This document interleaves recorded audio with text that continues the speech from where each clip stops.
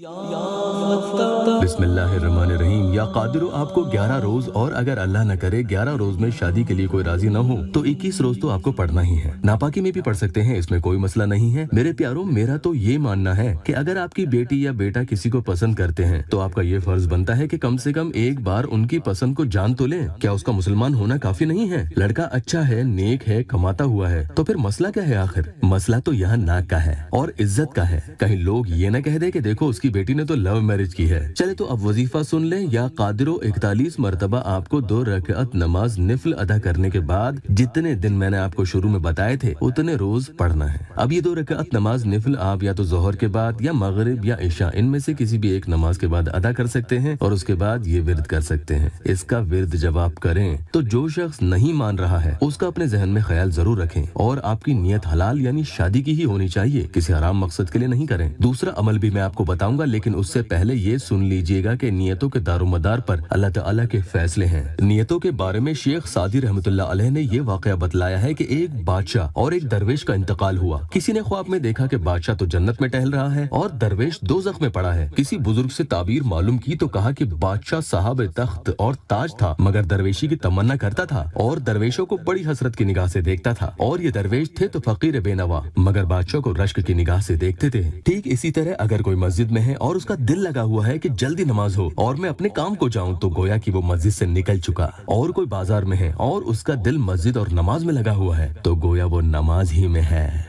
देखा, ये तो कयामत के दिन मालूम होगा। तो मेरे प्यारों, माँ बाप, घर वाले या लड़के को शादी के लिए राजी करना हो तो 1000 मरतबा अव्वल आखिर 3 बार दुरूद पाक के साथ बिस्मिल्लाहिर्रहमानिर्रहीम या बदी उल अजाइबी बिल खैरी या बदी ओ, ये पढ़कर शेरनी पर यानी किसी भी मिठाई पर दम कर दें और जो शख्स नाराज है उसे खिला दें, और देखें कैसे वो 10 दिन के अंदर अंदर राजी होता है। 10 दिन तक ये पढ़कर आपको अमल करना है। अगर आप मीठा नहीं खिला सकते हैं तो नमक वगैरह या पानी पे भी दम करके उन्हें पिला सकते हैं। पढ़ने के बाद दुआ जरूर कीजिएगा।